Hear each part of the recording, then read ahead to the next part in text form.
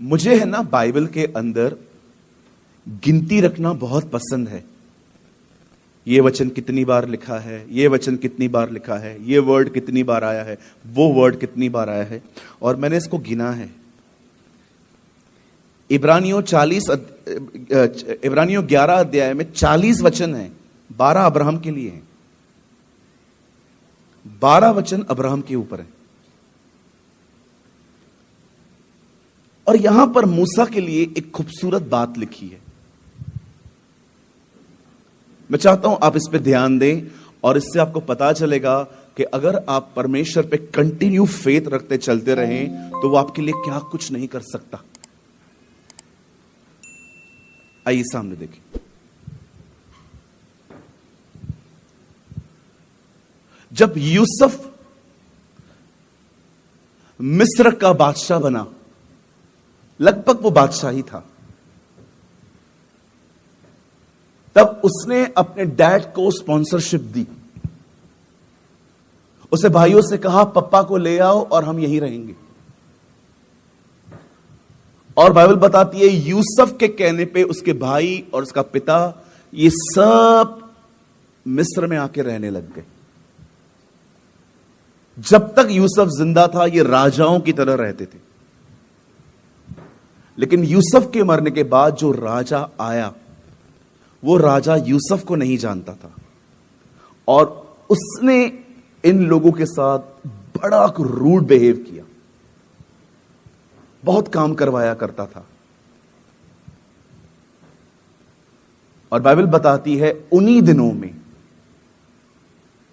जब इस राजा ने देखा कि इनकी गिनती बढ़ती जा रही है, तब उसने एक काम किया कि जितने मेल हैं, मेल, फीमेल्स नहीं, मेल, जितने लड़के पैदा होते हैं इन सबको मारो। एक फतवा जारी हुआ। जिस भी घर के अंदर लड़का पैदा होता था उस लड़के का कत्ल होता था। जैसे आप देखते होंगे नए नियम के अंदर जब ज्योतिषी यीशु को ढूंढते ढूंढते यरूशलेम पहुंचे तो राजा हेरोदेस ने भी एक फतवा जारी किया, सारे लड़कों को मारो जो 2 साल के हैं, क्योंकि उन्होंने बताया था उसका तारा हमने 2 साल पहले देखा था। मतलब वो जान गए कि 2 साल पहले पैदा हुआ है वो, इसलिए उन्होंने कहा 2 साल के जितने बच्चे हैं किल देम, मार दो उन्हें। लेकिन आप जानते हो मूसा के माता पिता को जब भी लोग आते थे और दरवाजा नॉक करते थे और कहते थे कोई लड़का है यहां पर, मुझे लगता है कोई था पीछे जो मूसा का मुंह बंद करके दबा के जब तक वो खड़े हैं वो रखता था ताकि पता न चले कि बच्चा यहां है। 3 महीने तक वो ऐसा करते रहे। जब भी फिरौन के लोग आते थे चेक करने के लिए, मुझे लगता है कोई पीछे रहता था और मूसा का मुंह दबा के रखता था, कहीं ऐसा ना हो रो पड़े और आवाज आएगी। लेकिन बाइबल से खुदा का पाक कलाम कहता है 3 महीने के बाद वो उसे नहीं बचा पाए। आखिर जब उन्होंने देखा कि शायद ये अब छुपाना आसान नहीं है, लोगों को पता चल गया है कि इस घर में एक लड़का रहता है, तब पता है उन्होंने क्या किया? उन्होंने बच्चे को सौंपा नहीं। उनका विश्वास था खुदा इस बच्चे के साथ कुछ करेगा। उन्हें भरोसा था कि परमेश्वर कुछ तो इसके लिए करेगा। और पता है उन्होंने क्या किया? एक टोकरी ली, टोकरी के पूरे नीचे वाले हिस्से में उन्होंने मट्टी सानी, बच्चे को उस टोकरी में रख के नील नदी में छोड़ दिया। This is amazing. ये खूबसूरत है बहुत। जानते हो इब्रानियों 11 अध्याय में जहां पर सारे विश्वास के लोगों का जिक्र है, अब्राहम, मूसा, डैनियल, आप पढ़ सकते हो दाऊद, यहोशू, इतने सारे लोगों का जिक्र है, वहीं पर एक जिक्र मूसा के माता पिता का है, उसके पेरेंट्स का है। मेरी बहनों, आप में से जितने बहनें यहां पर हैं जिनको बच्चे हैं, मैं आपसे पूछना चाहता हूं, क्या आप अपने बच्चों के लिए फेथ रखते हैं?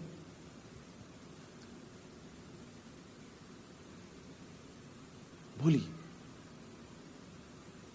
कई बार आपको लगता होगा कि मेरे बच्चे बिगड़े हुए हैं, सारा दिन पबजी खेलते हैं, मेरी लड़की सारा दिन सेल्फियां निकालने में लगी रहती है। डोंट गिव अप, हारिए मत। इवन हो सकता है आपके बच्चे ऐसे हैं कि आपके मुंह से यीशु के बारे में भी नहीं सुनना चाहते। जब भी आप उनको बोलते हो चर्च चल रहा है, नो नो आप होकर आओ, मुझे बताना बाद में पास्टर ने क्या बताया। उनके व्यवहार को देख के घबराइए मत। इवन अगर वो प्रार्थना भी नहीं करने देते ना आपको, उसके बाद भी जब वो सो जाते हैं ना, उनके लिए प्रार्थना किया करो, प्रभु मैं भरोसा करती हूं ये बड़ा होके आपका दास बनेगा, he will be the man of God. Don't give up. मैं बॉम्बे से हूं। मेरे चर्च के अंदर जिन लड़कों की आज उम्र 19 और 20 साल है ना, वो 16 साल की उम्र में ड्रग्स लेते थे। मेरे पास उनके वीडियोस पड़े हैं। हुक्का पी पी के धुएं नाक से निकालते थे। ऐसे ऐसे नशे जो आपने कभी सुने भी नहीं होंगे, ना मैंने सुने थे, 16 साल की उम्र में वो करते थे। आज वो मेरे कलीसिया के अंदर जहां मैं प्रीच करता हूं ना, आप देखते होंगे इन दिनों में हमारी चर्च इतनी फुल हो चुकी है कि अब मैं स्टेज पे लोगों को बिठाना शुरू कर दिया हूं। ये वही लोग हैं। ये चरस लेते थे, गांजा लेते थे, नशे करते थे। आज ये लड़के सुबह 10 बजे कलीसिया में चर्च पहला शुरू होने से पहले बाइबल लेके आते हैं और बैठते हैं और खुदा का कलाम सुनते हैं। Everything is possible. मैं आज इस मीटिंग के बाद 1:15 बजे के बाद मैं यहां पर ठहरूंगा। अगर कोई भी भाई है जो नशे में पड़ा हुआ है और आप मुक्ति चाहते हो, उससे उद्धार चाहते हो, आप चाहते हो मुझे छुटकारा मिले, ब्रदर मैं आपके लिए रुकूंगा, आप मुझसे मिलना। I will pray for you. कोई बड़ी बात नहीं है जी।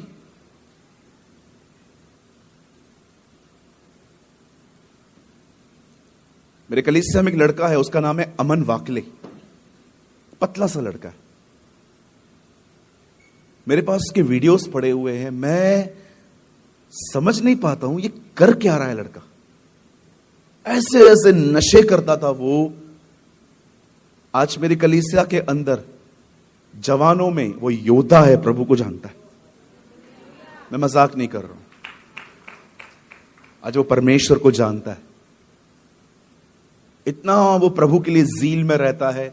मैं आप में से हर एक को कहना चाहता हूं, पवित्र आत्मा पापियों को धर्मी बनाना जानता है।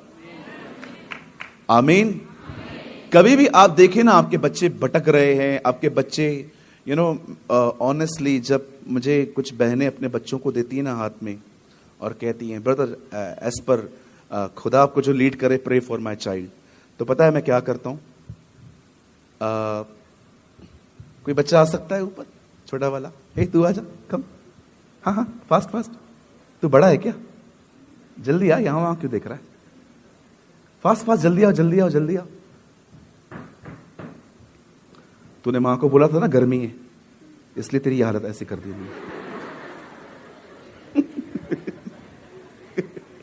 आजकल के बच्चे माँ बाप को बोलते गर्मी है, मसूरी घूमने चले जाते हैं। एक हम है, हम दोनों, हम कुछ कहें अगले दिन बाल गुम। गर्मी हो रही थी ना, ताऊ बन गया अभी तू। मेरे हाथ में कभी भी कोई बहन बच्चे देती है, भाई बच्चे देते हैं कि ब्रदर ये हमारे घर में पैदा हुआ है। मैंने लास्ट 3 महीनों में 3 बच्चों के नाम रखे। एक लड़के का नाम मैंने रखा इज़राइल, दूसरे का नाम रखा आदि, और एक हमारे कलीसिया में बेटी पैदा हुई जिसका नाम मैंने रखा जेनेसिस। तो कभी भी जब बच्चे मेरे हाथ में आते हैं ना, तो पहली प्रार्थना पता है मैं उनके लिए क्या करता हूं? मैं ये प्रार्थना नहीं करता हूं, प्रभु मैं प्रार्थना करता हूं इस बच्चे को आप बहुत बड़ा बड़ा व्यक्ति बनाना, डॉक्टर बनाना, इंजीनियर बनाना। मैं पहली चीज पता है इनके लिए क्या प्रार्थना करता हूं? और मैं ये भी जानता हूं बेटा, जब मैं ये प्रार्थना करूंगा ना, तो खुद कहेगा अंकल मेरे लिए यही प्रार्थना किया करो। मैं पहली प्रार्थना इनके लिए ऐसी करता हूं, प्रभु इनके अंदर इनके माँ बाप का स्वभाव ना आए, इसके अंदर इसके पेरेंट्स का नेचर कभी ना आए, क्योंकि इसकी मां झगड़ालू है। तू अपनी मां को क्या देख रहा है? मुझे आंटी, इसकी मम्मी इधर ही है क्या? आप हो? आंटी मैं आपके लिए बात नहीं कर रहा हूं। और ये आपको ऐसे क्यों देख रहा था? आप करते हो क्या ऐसे?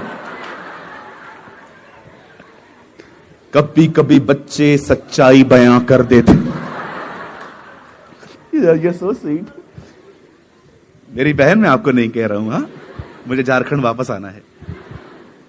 मैं कभी कभी बच्चों के लिए नहीं, मैं हमेशा यही दुआ करता हूं, प्रभु इन बच्चों में कभी भी इनके माँ बाप का स्वभाव ना आए, क्योंकि आप जानते हो ह्यूमन नेचर इज करप्ट। मैं दुआ करता हूं स्वर्गीय पिता, इसमें आपका स्वभाव आए। आमेन। Right sir. फिर मत बोलना मां को मैं गर्मी है, अगले साल भी यही हाल बना देगी तेरा। क्या नाम है इसका? नहीं ऐसे आप बता दो। सिद्धीश, खुदा आपको बहुत बरकत दे। You will be the man of God. आमीन। ठीक है, शर्मा के बैठ जा। बच्चे बहुत अच्छे होते हैं ना, है ना। हमारी कलीसिया के अंदर एक बच्चा है, मैं मीटिंग प्रीच कर रहा था कि पतरस ने अपनी सांस को यीशु के पास ले गया, यीशु को अपनी सांस के पास ले गया और यीशु ने उसको चंगा किया। और उसके बाद मैंने प्रचार किया कि उसने फिर प्रभु का इनकार किया। तब मैंने एक बच्चे से पूछा, बेटा बता आज तूने क्या सीखा? बच्चे ने उत्तर दिया, सांस को ठीक करोगे तो इनकार नहीं करेगा तो और क्या करेगा। ये कहां से सीखा यार तू? ऐसी चीजें सीखते हैं ये लोग। some kids are very clever। आइए सामने देखिए। Okay, it's a joke. ऐसा ना हो आप भी ऐसा ही करें। बाइबल कहती है मूसा के पेरेंट्स को बिलीव था, इस बच्चे के साथ कुछ होगा, हम इसे फिरौन के हाथ में नहीं देंगे, हम इसे मार नहीं डालेंगे, हम इसे छोड़ देते हैं खुदा के भरोसे पे। उन्होंने टोकरी ली, टोकरी को नीचे से पूरी मिट्टी डाली और बाइबल बताती है उन्होंने उस बच्चे को छोड़ दिया। अब देखो परमेश्वर ने क्या अद्भुत काम किया उन लोगों के लिए जो उस पे ईमान रखते थे। परमेश्वर ने पानी को उसी दिशा में बहने दिया जिस दिशा में नील नदी पे चलते चलते फिरौन के दरबार का पिछला हिस्सा आता था। और आपको पता है ये टोकरी उसी समय वहां पर पहुंची जब फिरौन की बेटी वहां पर बात ले रही थी, वो नहा रही थी। तो उससे दूर से क्या देखा, और मूसा की जो बहन थी ना, उसे टोकरी छोड़ के वो टोकरी को देखती देखती देखती देखती जा रही थी। अचानक पता है क्या हुआ, नील नदी में इस टोकरी पर फिरौन की बेटी की नजर पड़ी। उसने अपनी दाई को बोला, हे कम जाओ वो टोकरी लेकर आओ। और जैसे वो टोकरी आगे लेकर आई, उसे टोकरी देखी, हाँ, बच्चा। और पता है जैसे उसने इस बच्चे को देखा, उसने पहली चीज क्या कही, ये किसी इब्री का बच्चा है। आई थिंक ही और शी, जो भी उसने क्या कहा, ये जो बच्चा है ना किसी हिब्रू का है। और वहां पर उसकी जो बहन थी वो भी वहीं खड़ी थी। अब ये कॉन्सिक्वेंसेस नहीं है, देखो खुदा क्या कर रहा है। वो औरत उस बच्चे को अपने साथ लेती है और मूसा की जो बहन थी उसी को बुला के कहती है, सुन इस बच्चे को ले जा और किसी को बोल मेरे लिए से दूध पिलाए और मैं उसे पेमेंट भी दूंगी। अब आप सोचो मूसा की मां कितनी खुशी होगी और बहन आती होगी, मां भैया वापस आ गए। Wow, what a God we have! Mummy, see Moses! यहां जितने भी लोग हैं जो मसीह में हैं, और अगर आपका कोई मसीह में मर चुका है, मैं आपको बताना चाहता हूं आपको निराश होने की जरूरत नहीं है। Yes, we are humans, हमें तकलीफ होती है, लेकिन मैं आपको एक आशा देना चाहता हूं, बहुत जल्द जिनको हमने खोया है हम उनसे फिर से मिलेंगे। Oh hallelujah! यही तो हमारी मसीह में आशा है। आप जानते हो हम जब वहां पर मिलेंगे हम एक दूसरे को पहचानेंगे। आप एक दूसरे को पहचान पाओगे, हम एक दूसरे से मिलेंगे, आप मुझे कहोगे भैया यीशु सहाय। आपको पता है आप झारखंड आए थे, रांची में आए थे, बड़ी गर्मी में आपने हमें बिठाया था। मैं प्रभु को बोलूंगा ये शिकायत करने वाला इधर कैसे आ गया प्रभु। हम वहां पर एक दूसरे को पहचानेंगे। कहां लिखा है, क्योंकि यीशु भी महिमामय देह में हर एक को पहचान रहा था। सेम बॉडी हमें मिलेगी। बाइबल बताती है मूसा वापस आ गया। अब देखो परमेश्वर ने 3 चीजें की उनके लिए जो बड़ी खूबसूरत हैं। पहली चीज, मूसा घर वापस आ गया। जरा सोचो उस दिन उनके घर में क्या सेलिब्रेशन हुई होगी, कि बेटा वापस आ गया। अब दूसरी चीज, अब ये बताइए, जब ये लड़का रोता होगा और फिरौन के लोग आते होंगे, ए कौन है अंदर, कौन रो रहा है, तो बताओ अंदर से आवाज क्या आती होगी? आगे बढ़, इधर रुकने का नहीं, तेरे सेठ ने ही कहा है इसको रखने के लिए, get lost. Now this child is under the protection of Pharaoh. अब ये बच्चा जिसका फतवा निकला था कि इसे मार दो, अब ये राजा की सुरक्षा में है, अब उसे कोई नहीं मार सकता। What a God we have. अब आप सोचिए, जब लोग आते होंगे, रोते रोते देखते होंगे और खटखटाते होंगे, आंटी ये बच्चा दे दो मुझे, नहीं दे सकते, क्यों? तुम्हारी रानी ने कहा है इसको संभालने के लिए। Okay sorry. और तीसरी चीज मैं आपसे पूछना चाहता हूं, बताइए तीसरी चीज मूसा क्या लेके आया? पैसा। नाउ दे आर अर्निंग, हर महीने पैसे आते थे, क्यों? दूध पिलाने के। क्या आप बिलीव करते हैं परमेश्वर विश्वास करने वालों के लिए क्या कुछ नहीं कर सकता?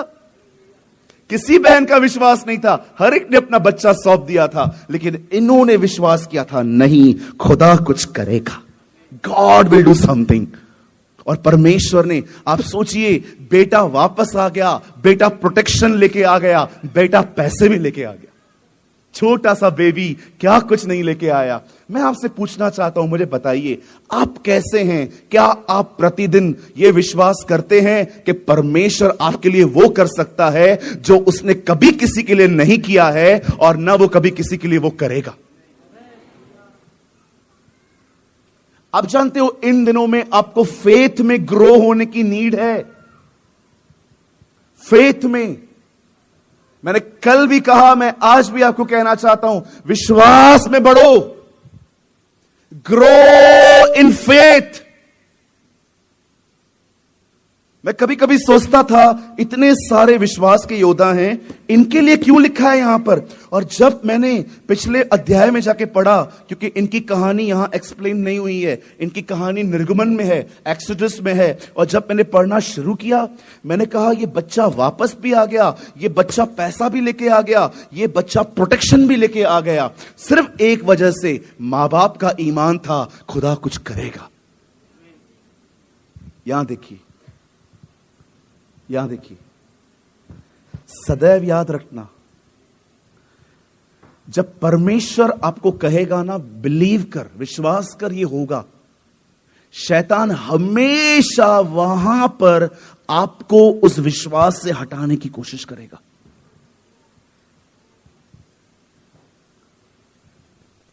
मेरे कलीसिया के अंदर एक बहन आई, डे वन से वो प्रभु के लिए नहीं आई थी, ये मैं नहीं, वो खुद बोलते हैं। वो कहती है, ब्रदर मुझे बच्चा नहीं था, और मैंने यूट्यूब पे बड़ी गवाहियां सुनी हैं कि कैसे बहनों को बच्चे हुए हैं प्रभु यीशु मसीह को मानने के बाद, मैं इसीलिए आई हूं।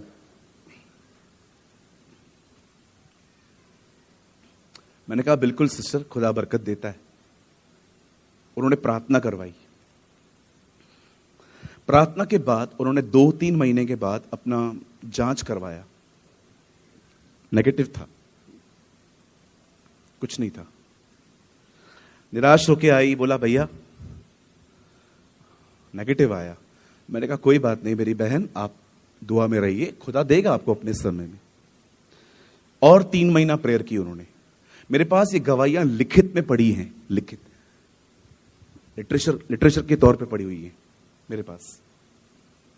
3 महीने के बाद उन्होंने फिर से दुआ की, दुआ कर करके वापस उन्होंने टेस्ट करवाया, इस बार भी नेगेटिव आया।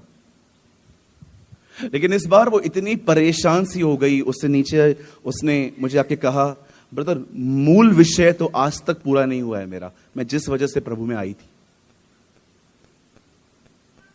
मैंने कहा बहन हो जाएगा। तब उन्होंने एक सवाल पूछा, कब होगा? ये जो वर्ड है ना कब, ये बहुत पेनफुल वर्ड है।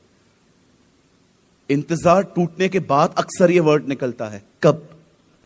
मैंने कहा बहन होगा, प्रभु पर भरोसा करो। मुझे परमेश्वर ने कहा तुझे पता है सूरज, जिस बात पर ये बिलीव करती है ना कि मैं इसके लिए करूंगा, शैतान उसी विषय में से धक्के मार के हटाने की कोशिश कर रहा है। मैंने एक बार उनके हस्बैंड को और उनको कॉल किया। मैंने कहा मैं आपसे ऑफिस में मिलना चाहता हूं, आप आ सकते हैं? उन्होंने कहा हाँ ब्रदर, आप जब बोलोगे हम आएंगे। मैंने कहा संडे को आओ। संडे को वो आए और मैंने उनको 15 मिनट तक ये बात समझाई कि जिन बातों पे आप ईमान रख रहे हो ना, उन बातों से आपको हटाने की कोशिश की जा रही है। आप याद रखिए, परमेश्वर कई बार आपके दिलों में कुछ चीजें डालता है और आपको कहता है भरोसा कर, मैं ये करूंगा। खड़े रहो वहां पर। अब्राहम ने परमेश्वर से कभी बेटा नहीं मांगा था, परमेश्वर ने अब्राहम से कहा था मैं बेटा दूंगा। अब्राहम को सिर्फ एक काम करना था, अपने ईमान में बने रहना था। बहुत सारी बातें आएंगी, इसीलिए पौल कहता है मैंने विश्वास की रखवाली की है। उसके विश्वास को भी तोड़ने के लिए बहुत सारी चीजें आएंगी। अरे आप बिलीव करो, हमारे चर्च के अंदर कोविड से 3 महीना पहले एक बहन आई और कोविड में उसका भाई मर गया। सारे मोहल्ले ने पता उसको क्या कहा, तुम्हारा भाई इसीलिए मरा क्योंकि तुम यीशु में गए थे। जब चर्च स्टार्ट हुई ना, वो मेरे पास आके बोलती है ब्रदर आपको पता है लोगों ने मुझे क्या कहा, तू यीशु के पास गई ना इसलिए तेरा भाई मर गया, ना होती तो नहीं मरता। ऐसे ऐसे विश्वासों को तोड़ने की कोशिश की जाती है। इसीलिए यीशु ने कहा जब मैं वापस आऊंगा कितनों में विश्वास पाऊंगा। आप जानते हो आज बहुत से लोग अपना फेथ खो रहे हैं। फेथ, बिकॉज वो फेथ खो रहे हैं इसीलिए अपने लाइफ में हैप्पीनेस भी खो रहे हैं। विदाउट फेथ आप हैप्पी रह ही नहीं सकते, स्ट्रेस राज्य करेगा आपके ऊपर अदरवाइज।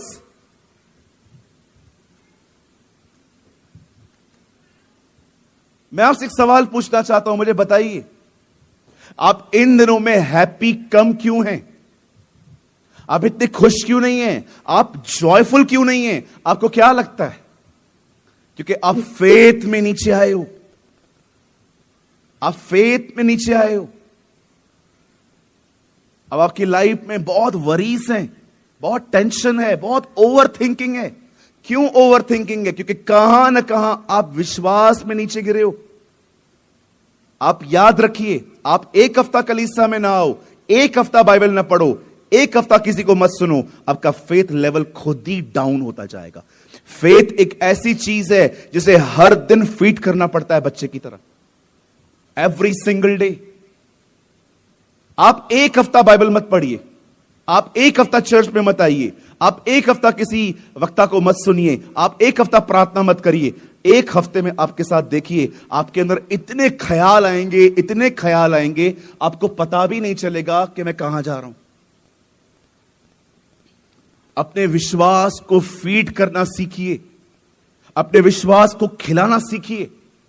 हर दिन उसे खिलाइए, हर दिन उसे दीजिए ताकि आप विश्वास में बने रहें।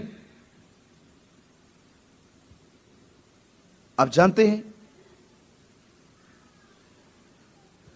जब शाऊल ने गोलायत को देखा, व्हेन ही सॉ गोलायत, इतना लंबा चौड़ा आदमी था वो, पता है उसको क्या हुआ?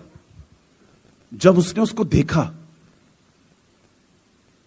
वॉच किया, धमकियां सुनी, बुरे बुरे शब्द सुने, उसने उन शब्दों को इतना मेडिटेट किया, इतना मनन किया कि उसे लगा मैं नहीं हरा सकता, लेकिन मैं काम कर सकता हूं, मैं किसी को बोल सकता हूं इसको हरा दो। और उसने अपने घर के बाहर एक बोर्ड पे सब इनाम लिख दिए। कैसी ऐसी बातें हैं। पर मैं आपसे एक बात पूछना चाहता हूं, जब दाऊद ने उसे देखा, दाऊद ने क्या सोचा? वो भी कुछ सोच रहा था, ये भी कुछ सोच रहा था। दाऊद अपने भाइयों के पास जाता है, कहता है ये कौन है? उसके भाइयों ने कहा तू चुप कर, तेरा कोई काम नहीं है, जा घर जा। उन्होंने उसकी बेइज्जती की। अब उसे तो इंक्वायरी मिली नहीं इन लोगों से, वो कहीं और चला गया, दूसरे लोगों से पूछता है कौन है, क्या बोलता है ये? उन्होंने कहा चुप करके बैठ, वो बहुत बड़ा व्यक्ति है, तू बच्चा है, वो तुझे मार देगा, ये करेगा वो करेगा। उसने कहा कुछ भी नहीं है, मुझे ले जाओ, मैं मार दूंगा उसे। अब जब लोगों ने देखा ये ऐसी सी बातें करता है, लोगों ने उसे पकड़ के राजा के सामने खड़ा कर दिया। राजा को बोलते राजा ये मार देगा इसे। राजा ने बोला, अच्छा तू मारेगा, कैसे? ओ, दाऊद ने अपनी गवाही निकाली। दाऊद ने कहा, जिस परमेश्वर के पास मैं जाता हूं, ओ उसने मुझे बचाया है। मैं शेर और बालू को लड़ता आया हूं, निश्चय ये भी ऐसे ही मरेगा। ओ, वो उसे ले गए। दाऊद ने क्या किया? 5 पत्थर लिए,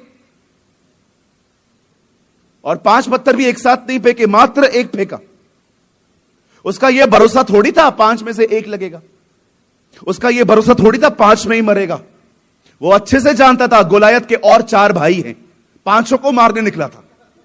1, तुम सब मरोगे आज।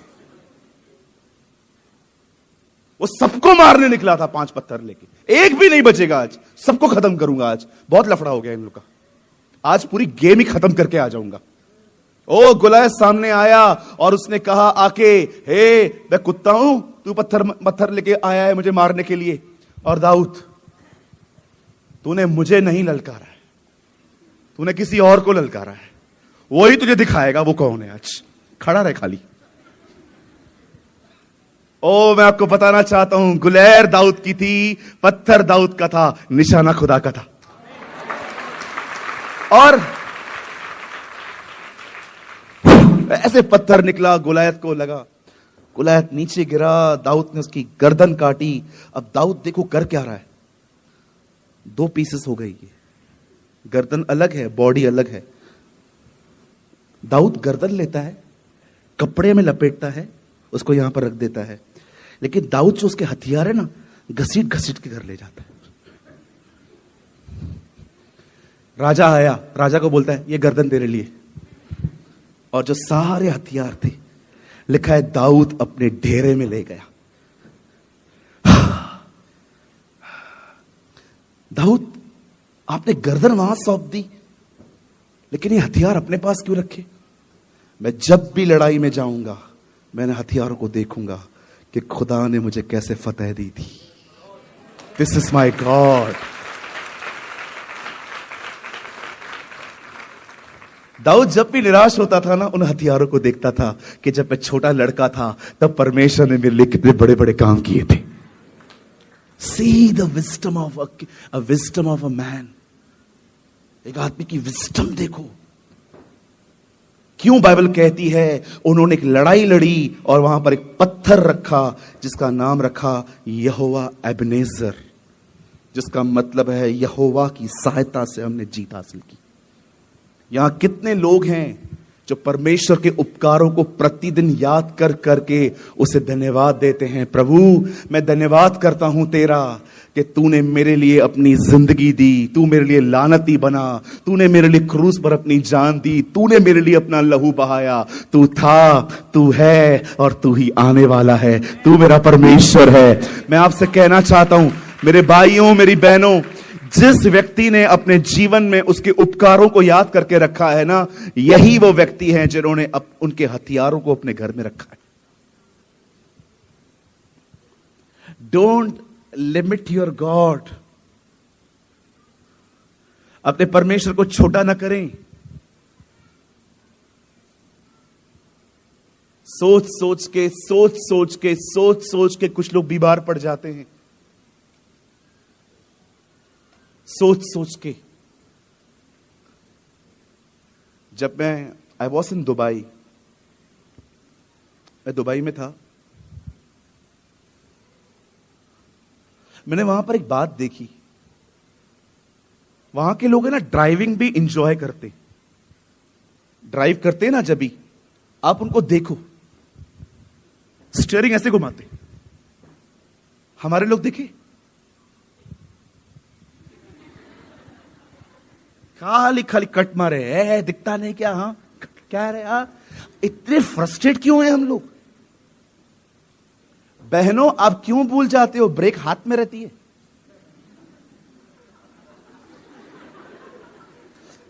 कुछ बहनें जब देखती हैं गाड़ी रोकनी है, पांव नीचे रखती हैं, जिधर लगा ब्रेक। कितनी बार मैं मरते मरते बचाऊं। एक बार मैं सिग्नल पे खड़ा था, 2 व्हीलर पे, एक बहन आई पीछे से, थोड़ा ठक, मुझे बोलती है बीच में क्यों खड़े हो?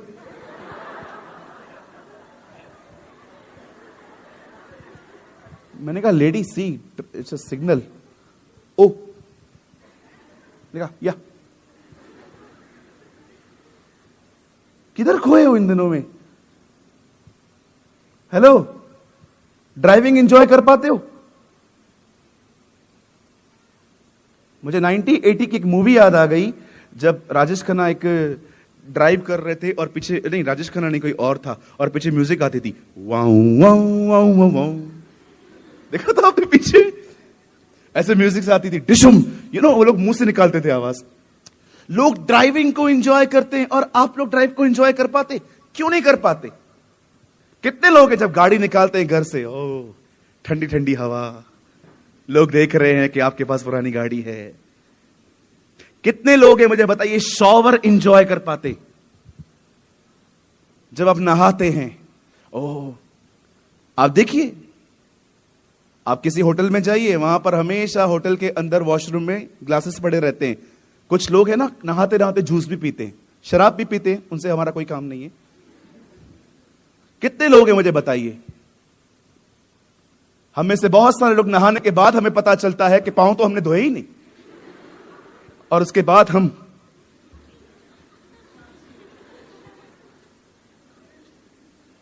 न शावर एंजॉय कर पाते हो, न ड्राइविंग एंजॉय कर पाते हो। कुछ लोग तो फूड भी एंजॉय नहीं कर पाते, ऐसे खाते हैं कभी मिला ही नहीं है, जैसे 5 मिनट में खत्म भी हो गया खाना।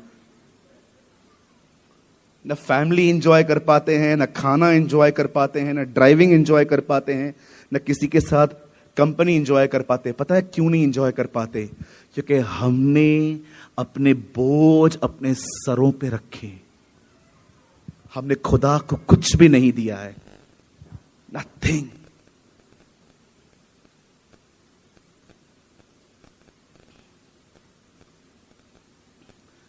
मैं कोई अपनी बड़ाई नहीं कर रहा हूं, मैं उम्र में छोटा हूं यहां पर बहुत लोगों से, पर मैं बहुत नम्रता से कहता हूं, डिप्रेशन क्या होता है मैं जानता हूं, एक वरीड लाइफ क्या होती है मैं बहुत अच्छे से जानता हूं, स्ट्रेस में रात रात भर नींद ना आना मैं जानता हूं।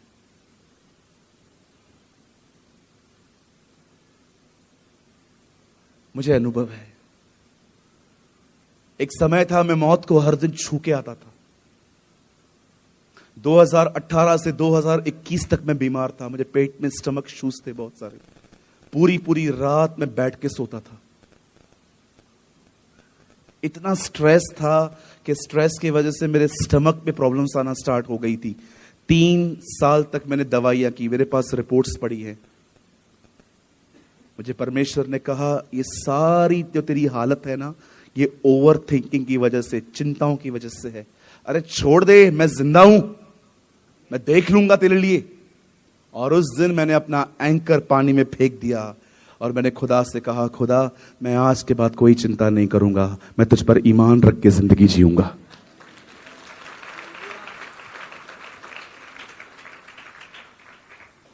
आप जानते हैं, मैं बंद करने से पहले एक आखिरी लाइन बोलना चाहता हूं, one last line. My Bible says, परमेश्वर के पास आने वाले को यह विश्वास करना चाहिए कि वो है, और वो विश्वास के बिना प्रसन्न नहीं होता। आप जानते हो कौन सी चीज परमेश्वर को प्रसन्न करती है? When you live in faith, जब आप विश्वास में जीते हो। विश्वास में जीने का मतलब क्या होता है?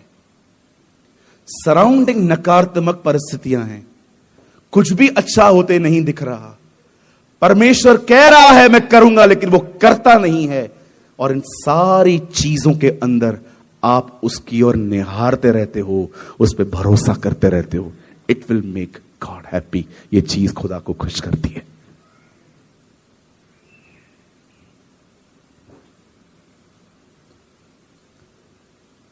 परमेश्वर को सिर्फ आपके 40 दिन के उपवास खुश नहीं करते। परमेश्वर को सिर्फ आपके टाइट, आपकी ऑफरिंग्स खुश नहीं करती।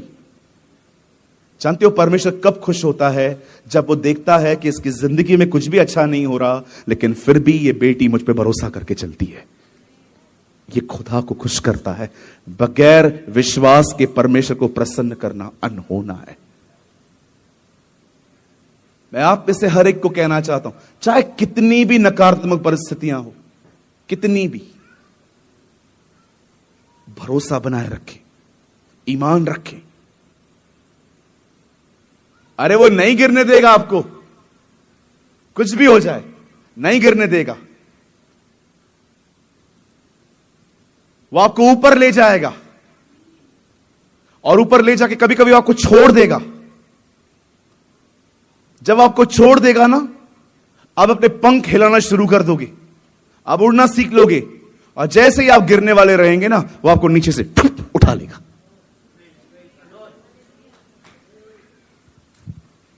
आप जानते हैं अकाब जब अपने बाल खो देता है तब वो क्या करता है?